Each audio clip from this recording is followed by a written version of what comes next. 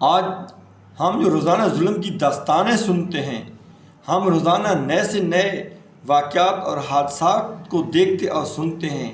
ہم کسی جگہ پر دیکھتے ہیں کہ ماں نے بچوں کو ذبح کر دیا، کسی جگہ پر دیکھ رہے ہیں کہ باپ نے بیٹی کو قتل کر دیا، کسی جگہ پر دیکھ رہے ہیں بیٹے نے باپ کو قتل کر دیا۔ کیا ان کے پیچھے اصل ریزن کیا ہے، وجہ کیا ہے؟ آپ نے اور میں نے کبھی جاننے کی کوشش کی؟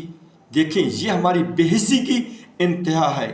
اگر یہ ہو ہی نہیں سکتا کہ کسی محلے کے اندر، کسی گھر کے اندر کوئی اتنی زیادہ بے چینی، بے قراری ہو اور ساتھ اس کا محلے والا، اس کے پڑوس والے بے خبر ہو، یہ ہو نہیں سکتا ہے۔ اگر کیا وجہ کیا ہے کہ آپ نے اور میں نے پڑوسیوں کے حقوق اور اپنے فرائض کو ہم نے اگنور کر رہے ہیں، اس کو بھول چکے ہیں کہ پڑوسیوں کے حقوق کیا ہیں۔ اگر ایک گھر میں بے چینی، بے قراری ہوتی ہے، اگر کوئی لڑائی جھگڑا، ناچاکی ہوتی ہے، اگر پڑوسی اہل محلہ والے 2-3 لوگ مل کر ان کی صلح صفائی کریں اور وہ جو جہاں پر ایک بے قراری، بے چینی پیدا ہو رہی ہے، اس کی اصل وجہ کو جان کر اس کا تصفیہ کرنے کی کوشش کریں، تو یہ ممکن نہیں ہے کہ ہم کوشش کریں اور اس کا حل سلوشن نہ نکلے۔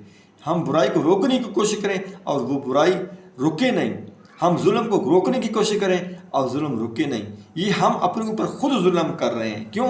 صرف ایک ہی وجہ کہ ہم نے اپنے گھر کی ذمہ داریاں چھوڑ دی ہیں، ہم نے اپنے محلے کے اندر پڑوسیوں کے حقوق کو اگنور کر دیا ہے۔ عزیز ساتھیو، بہت ہی اہم بات ہے۔ یقیناً ہم صرف ایک چیز پر آج فوکس کریں کہ میں نے اپنے گھر کے افراد ہیں ان کے حقوق کا خیال رکھنا ہے۔ اپنے محلے کے اندر اگر کوئی ناچاکی، بدمزگی ہوتی ہے تو 2-3 گھر مل کر یقین کریں، اگر ان کے پاس جاتے ہیں، ان کی صلح صفائی کراتے ہیں، ان کے مسئلے کو سنتے ہیں، اس کا حل نکالتے ہیں، تو اللہ جل شانہ مدد کرتا ہے اور یہ بے چینیاں انشاءاللہ ختم